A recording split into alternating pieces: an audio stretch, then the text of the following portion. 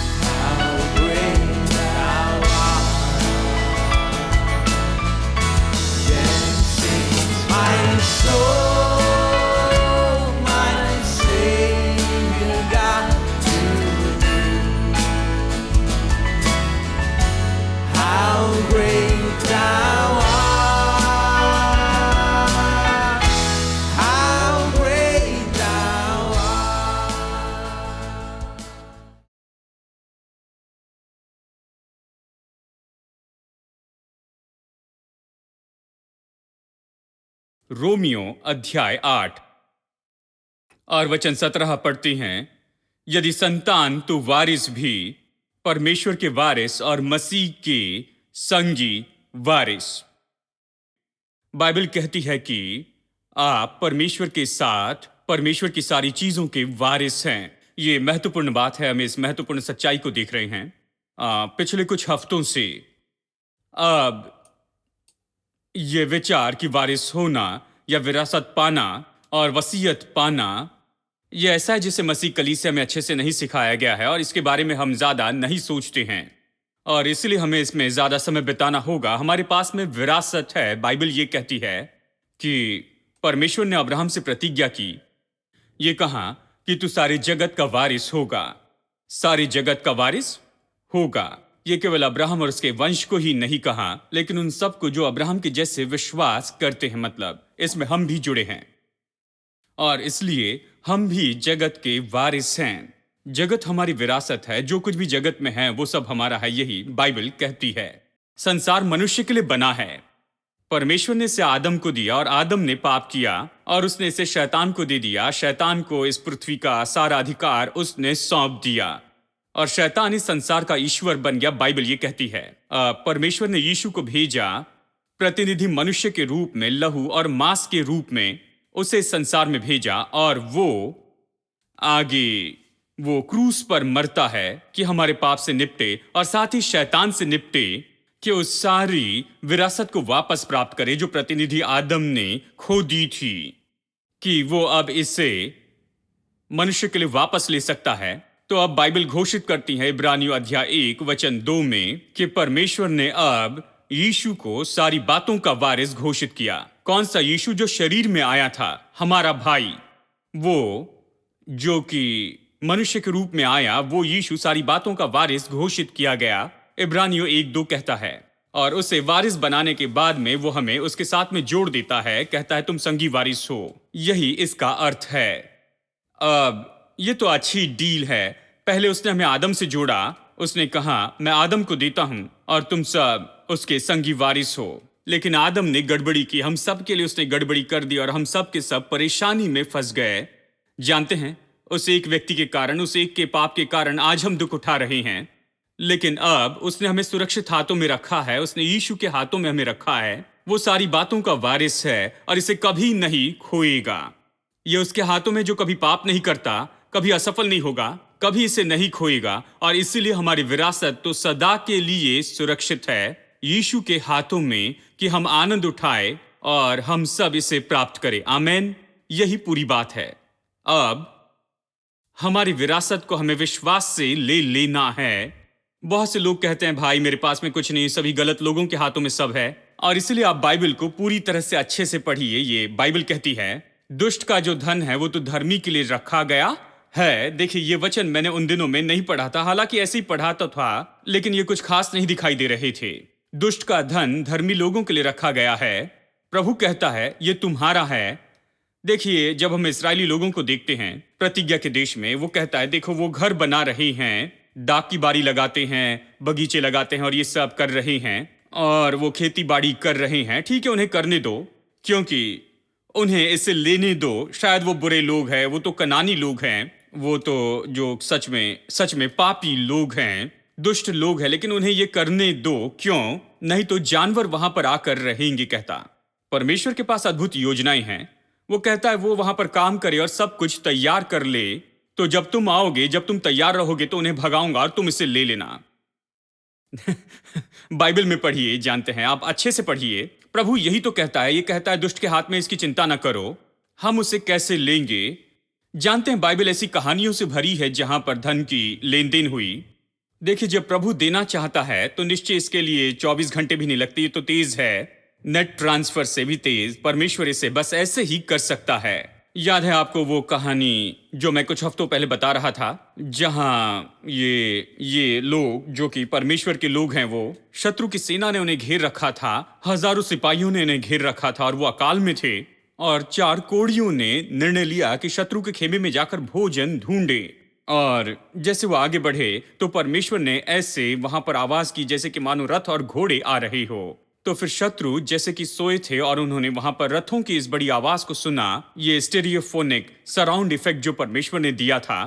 तो शत्रु उठे और भागने लगे, सब कुछ छोड़ गए। उनके पास समय नहीं था कि अपनी चीजों को वो उठा ले, वो छोड़कर गए। वो सब कुछ छोड़कर वहां से भाग निकले, सोना चांदी भोजन कपड़े सब कुछ वो छोड़कर भाग निकले। वो तो हजारों ऐसे सिपाही थे, वो वहां पर से भागे, उनकी सारी चीजें वहीं पर थी। 4 कोढ़ियों ने उसे लिया और उन्होंने जाकर नगर में बताया, और सामरिया के सभी लोग वहां पर आए और वो सारी चीजें जो छोड़ गए थे उन्हें लेकर आए। ये किनकी चीजें थी? ये तो शत्रु की चीजें थी। क्या ये इनके हाथों में आया? आने के लिए कितना समय लगा? बस भविष्यवक्ता ने कहा था 24 घंटों में। 24 घंटों में, देखो अभी तुम अकाल से मर रहे हो, बस केवल 24 घंटों में यहां पर गेहूं और जौ जो है वो तो बहुत ही सस्ते में बेची जाएगी। परमेश्वर सब कुछ बदल सकता है इतनी जल्दी, इतने सामर्थ्य से। तो इसकी चिंता ना करें कि गलत लोगों के पास कितनी चीजें हैं। आप विश्वास सीखें और आप सीखें कि कैसे आप इससे ले ले, आप इसके वारिस हो जाएं जो परमेश्वर ने आपको दिया है। इसकी परवाह ना करें उन्हें क्या मिला है, आपको लड़कर उनसे ये सब कुछ लेना नहीं है। परमेश्वर इसे देगा। हेलो, परमेश्वर ही ये सब कुछ आपको देगा। जानते हैं कि ऐसा होगा कि कई बार वो खुद आकर आपको ये सब देंगे। एलिया को भोजन देने के लिए परमेश्वर ने कौवे को भेजा, और मैं अक्सर इस तरह से बताता हूं, दूसरे देशों में जाता हूं तो बताता हूं, भारत में कौवे देते नहीं, हमारे हाथ से छीन लेते हैं। जानते हैं, मैंने किसी देने वाले कौवे के बारे में कभी नहीं सुना है, लेकिन परमेश्वर ने देने वाला कौवा लाया, उसका स्वभाव बदल दिया, वो देने वाला हो गया, वो नया जन्म पाया था। और उसने भोजन लाया होगा, सच में उसे राजा के घर से चुराया होगा, वो वहां से छीन लेता है, लेकिन हमें जरूर देगा। हेलो, तो ये ना सोचे कि आपको ये कैसे मिलेगा। आपको ये मिलेगा क्योंकि बाइबल कहती है आपको ये मिलेगा क्योंकि ये आप ही का है। ये ना सोचे कि अभी ये किसके हाथ में है, ये आपका है। आप इसका दावा करें और इसके वारिस हो जाएं, क्योंकि परमेश्वर ने कहा है कि सब कुछ आपका है। आपके जीवन के लिए जो भी चाहिए, जीवन के मिशन के लिए, जीवन की बुलाहट के लिए, हर जमीन, हर बिल्डिंग, हर एक सोना, हर चांदी, और आपको जो कुछ भी चाहिए, ये यहाँ पर इस संसार में, उस स्वर्ग में नहीं है। परमेश्वर स्वर्ग से नहीं गिराएगा, ये यहाँ पर है। आप प्रभु पर विश्वास कीजिए और आप इसे ले ले एक एक करके, और जो कुछ भी है उसे आप लेना शुरू कर दें। हेलो, क्या आप यहां हैं? अब इसे प्रभावी रूप में करने के लिए आपको बस यही चाहिए कि ऐसी शिक्षा आप ले जिसे कहते हैं विश्वास का वचन। सब लोग कहें विश्वास का वचन।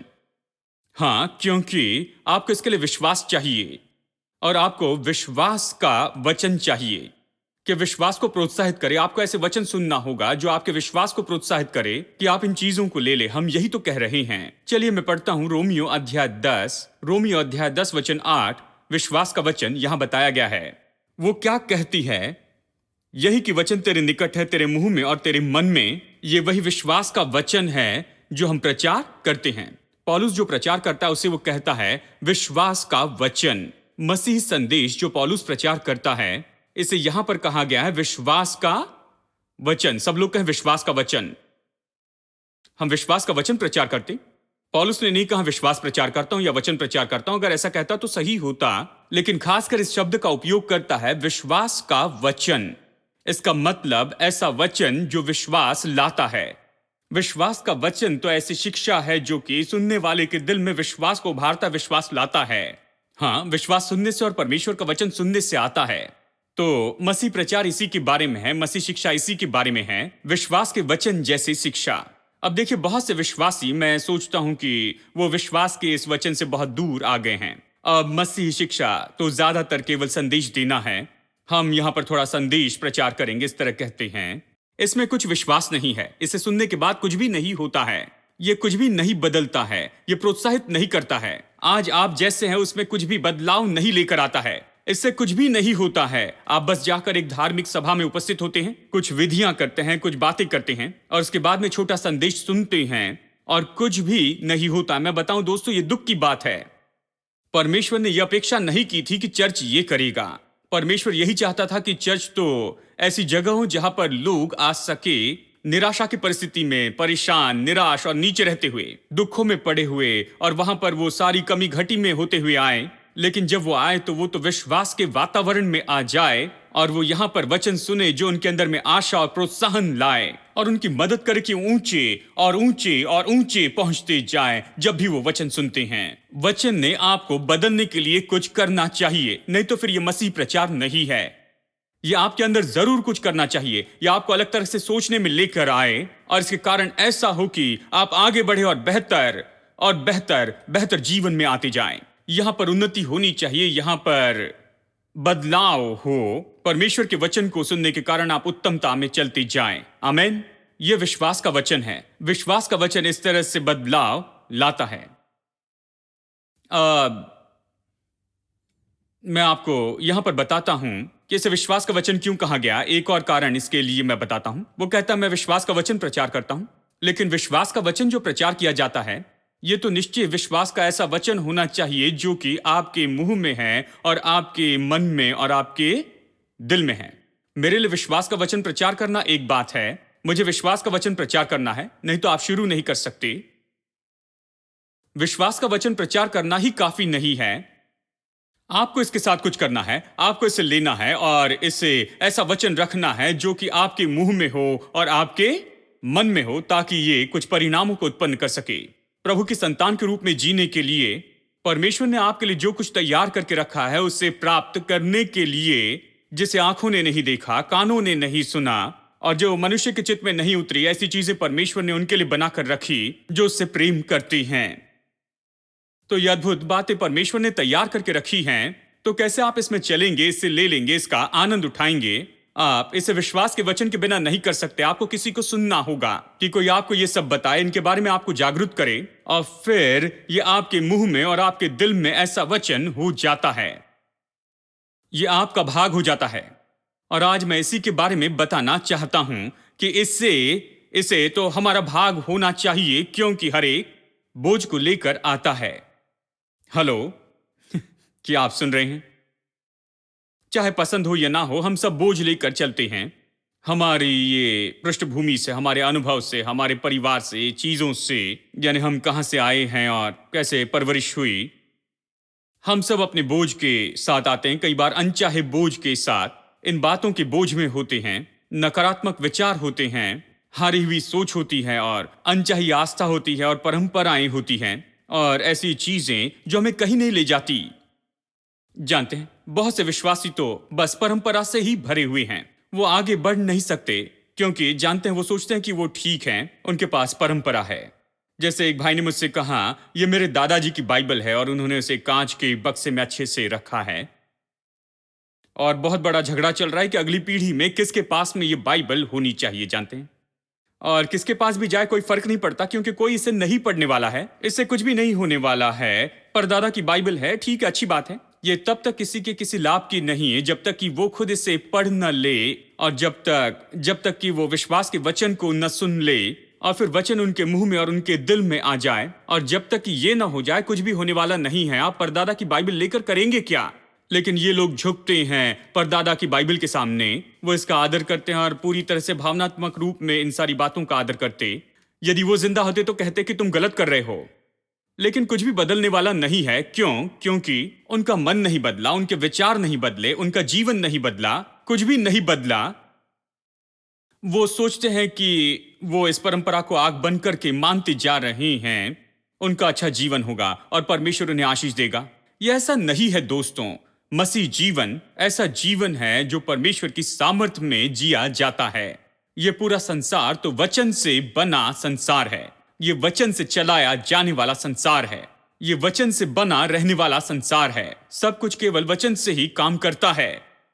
और आपको कैसे लगता है मसीह जीवन कैसे काम करेगा? मसीह जीवन केवल वचन से ही काम करेगा। आप कैसे इस वचन को लेते हैं, इस वचन पर कैसे विश्वास करते हैं, इसे अपने मुंह में और अपने दिल में कैसे रखते हैं और कैसे अपने विश्वास को काम में लगाते हैं, यही आपके जीवन की उत्तमता को निश्चित करता है और आपके अंधी आस्था नहीं। तो बहुत से लोग हैं ऐसी परंपरा की बातों में, तो उन्होंने परंपरा के रूप में कुछ गलत बातों पर विश्वास किया है, लेकिन विश्वास करते रहते हैं क्योंकि ये परंपरा है। उदाहरण के लिए देखिए, वो तो बहुत परेशान हो जाते जब भी मैं परमेश्वर की बहुतायत के बारे में कहता हूं, क्योंकि पारंपरिक रूप में विश्वास किया।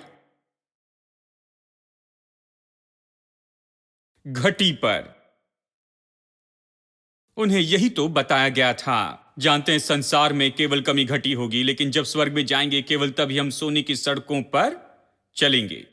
तो जब भी मैं ऐसा कुछ प्रचार करता हूं तो तुरंत मेरी ओर संदेह से देखते हैं, ये सब कुछ ऐसा क्यों कह रहे हैं? मैं अपने परदादा के चर्च में जाता हूं, वो कुछ नहीं कहते हैं। जानते हैं, यानी ये पास्टर इस तरह से क्यों कह रहे हैं? हाँ, ये बाइबल का अलग अर्थ बता रहे हैं, बाइबल के बारे में अलग तरह से बता रहे हैं। ये क्यों यही संदेश बता रहे हैं? ये कुछ अलग बातें क्यों नहीं बताते? वो बाइबल की ओर नहीं देखते, बस ये सोचते कि मैं कुछ अलग प्रचार कर रहा हूं तो सोचते हैं कि ये गलत है। खैर, बात तो यही है, वो उस मानसिकता को पकड़े रहते हैं, कमी घटी की मानसिकता को। कमी घटी और पर्याप्त न होना और बस केवल कुछ चाहिए ऐसी मानसिकता। बस इसलिए क्योंकि वो सोचते हैं कि ऐसा है जिससे पीछा नहीं छुड़ा सकते। हम इस संसार में हैं और इस संसार में ये सब ऐसा ही है। वो बहुतायत के परमेश्वर के बारे में नहीं सोचते हैं। परमेश्वर एल शदाय है, यहोवा यीरे है और ये सब किसी ने उन्हें ऐसा नहीं बताया। वो तो बस ऐसे ही उसी स्तर पर जीते रहे। और मैं आपको बताऊं, बाइबल तो प्रतिज्ञा करती है पूरे जगत की। वो शायद आपको जगत का वारिस कहे और आपके पास में शायद एक पैसा ना हो। देखिए, यही तो बहुत से लोगों की केस है। ये कहता है वो जगत के वारिस है, लेकिन उनके पास कुछ नहीं, क्योंकि वो इन बातों में विश्वास नहीं करते हैं। जैसे एक बहन ने मुझसे कहा, मैंने यही कहानियां पढ़ी है, अब्राहम की कहानी और ये सारी कहानी, लेकिन आप जो कहते हैं वो बिल्कुल अलग है। मैंने कहा, वही बाइबल है। हाँ, लेकिन आप जो कहानी बताते हैं, जिस तरह से बताते हैं, ये बिल्कुल अलग है। उन्होंने कहा, जानते हैं, मैंने कहा बिल्कुल। जब उन्होंने हमें अब्राहम की कहानी बताई तो मैं जानता था ये अलग है। मैं अब्राहम के लिए खेद महसूस करता था। उन दिनों में जब अब्राहम के बारे में सुना, उन्होंने सबसे पहले मुझसे यही कहा, वो नहीं जानता था कहां जा रहा है। मैंने कहा, बेचारा अब्राहम, वो तो जा रहा था, पता नहीं था कहां जा रहा है। तो तुरंत ही वहां पर मेरे मन में एक चित्र आ गया। मैंने ऐसा आदमी देखा जिसने गंदी चादर ओढ़ी है अपने ऊपर, और जानते हैं, हाथ में बड़ी छड़ी ली है और वो बड़ी बड़ी ऐसी दाढ़ी वाला है। उसके पास कुछ भेड़ें हैं और वो बस परदेसी है, यहां वहां भटक रहा है इस धूल से भरे संसार में। उसे पता नहीं था कि वो कहां जा रहा है। इसी तरह से हमें बताया गया था कि उसके पास में कोई घर नहीं था, वो तंबू में रहता था और उसके पास कुछ नहीं था, और अब्राहम नहीं जानता था वो कहां जा रहा है और ये सब। लेकिन जब मैंने बाइबल पढ़ी, बाइबल कहती है अब्राहम बहुत धनी था, सोने चांदी भेड़ बकरियां दास और दासियों में वो बहुत धनी था, कोई सीमा नहीं थी। उन्होंने इसे नहीं बताया, शायद उन्होंने खुद नहीं पढ़ा। वहां पर चर्च में, यानी हमारे चर्च में, उन्होंने कभी भी सीमा नहीं ऐसे शब्द का उपयोग नहीं कर सकते थे। उस चर्च में सभी लोग गुस्सा कर देते थे, तो उन्होंने कभी उस अब्राहम को नहीं बताया। लेकिन जब मैंने बाइबल पढ़ना शुरू किया, जानते हैं, गंभीरता से, तो मैंने असीमित अब्राहम को देखा। अब्राहम जो कि बहुत ही धनी था, अब्राहम जो कि एक राजा जैसे जी रहा था। तो अचानक ही मेरे मन में अब्राहम के बारे में जो चित्र था वो बदल गया। मैं उसके लिए खेद नहीं महसूस कर रहा था। मैंने कहा, प्रभु मुझे ये अब्राहम पसंद है। और फिर मैंने कहा, उन्होंने हमें ये सब कुछ क्यों नहीं बताया? और फिर समझा क्यों नहीं बताया, क्योंकि वो असीमित बातों पर विश्वास नहीं करते थे। वो धनी होने की बात पर विश्वास नहीं करते, गरीबी पर विश्वास करते थे। गरीबी को गले लगाया था, लेकिन बाइबल कहती वो धनी था। अब ये केवल ये नहीं कहता कि अब्राहम धनी था। अगर केवल ये कहता तो मैं हमेशा प्रचार करता अब्राहम धनी था। देखो, तुम्हें क्या लगता है, तुम अपने बारे में क्या सोचते हो, जैसे हो बस वैसे ही रहो। लेकिन ये कहता है गलातियों अध्याय 3:13 में कि यीशु हमारे लिए श्राप बन गया, काट पर लटकाए गए, हमारे लिए श्राप बना कि अब्राहम की जो आशीष है, यानी अब्राहम की वही आशीष, वो तो अब अन्य जाति तक पहुंचे। अब मैं चुप नहीं रह सकता हूं। केवल वही धनी नहीं था, बाइबल कहती है कि मुझे उसके जैसे होना है, कि मेरे पास वही आशीष होनी चाहिए जो उसके पास है। हेलो। अब इस कारण मैं दोबारा सोचता हूं, जानते हैं, 3 बार सोचता, 10 बार सोचता हूं। मैंने देखा और देखा और उन सारी बातों को नहीं देखा जो बातें मुझे पढ़ाई गई थी, बताई गई थी। वो अलग चश्मा लगाकर शायद पढ़ते थे।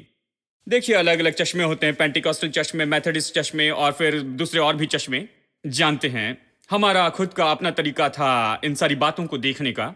तो मुझे उन सारी बातों को अलग करना पड़ा और अच्छे से पढ़ना पड़ा कि ये पता करूं कि ये किसके बारे में है। और फिर मैंने पढ़ना शुरू किया और सारी कहानियां तो बिल्कुल अलग थी।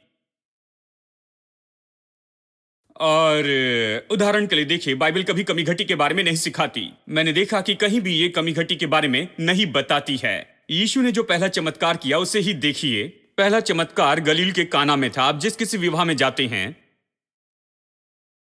यह विषय बताया जाता है। बेचारा लड़का बैठा है, लड़की से शादी कर रहा है और उसके पास में कुछ भी नहीं है। उसकी नौकरी निश्चित नहीं है, अभी वो शादी कर रहा है। उसके ऊपर और भी अतिरिक्त जिम्मेदारी आ रही है कि उसे संभाले, और उसे कहने के लिए हमारे पास कुछ अच्छा नहीं। यीशु गलील के काना में एक विवाह में गया और उसने उसे आशीष दी। उसने क्या आशीष दी, कैसे आशीष दी, कोई नहीं बताता है। उसने आशीष दी, वो यहां पर रहेगा, वो आशीष देगा, बस इतना ही। लेकिन उसके बाद में वो लड़का जाता है, उसके बाद खुशी से नहीं रहता है, उसके बाद गरीबी में रहता है। यह वहां से उधार लेता है, बहुत कुछ चुकाना है, 6 महीने का किराया बाकी है, घर से उसे लात मार के निकाला जाता है, नौकरी चली जाती है, पैसा नहीं रहता है, हर तरह का दुख उठाता है। जब उसकी शादी हुई तो कुछ भी नहीं कहा, बस उससे यही कहा, यीशु ने गलील के काना के विवाह को आशीष दी। केवल प्रभु जानता है कि उसने क्या आशीष दी। किसी ने नहीं बताया, कोई नहीं बताता कि क्या हुआ। वो वहां पर था तो यीशु यहां पर है, बस यही बात क्या है दोस्तों। देखिए, पहला चमत्कार तो बस यही है। अगर आप यूहन्ना 2:11 पढ़ते हैं तो देखिए, यहां पर सब इसे जानते, इसलिए मैं इसे नहीं पढ़ूंगा, इसे पढ़ने में समय नहीं बिताएंगे। लेकिन चलिए मैं बताऊं, मुझे बताइए क्या इसमें कुछ गलत है। यह कहता है कि यीशु ने यह पहला चमत्कार किया, वचन 11 कहता है कि अपनी महिमा दिखाए। दूसरे शब्दों में वो बताना चाहता था कि वो किस तरह का व्यक्ति है, और इसके द्वारा दिखाना चाहता था कि हमारा परमेश्वर किस तरह का व्यक्ति है। King of glory, the Lord of all, He's good to me. My Redeemer, when I fall, He's good to me. When I'm down, feeling low, there is somewhere I know I can go.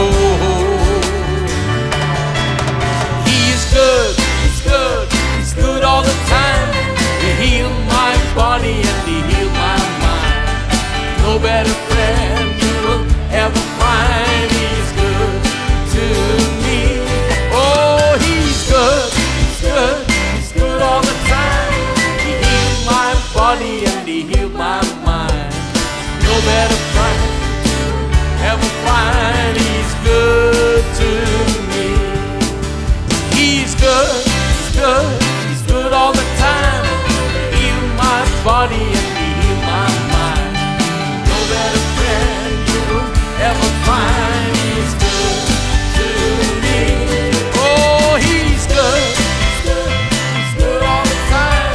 He heal my body and he heal my mind. No better friend you will ever find. He's good to me. He's King of glory, the Lord of all. He's good to me. My Redeemer when I fall. He's good to me. When I'm down, feeling low, there is somewhere I know I can go.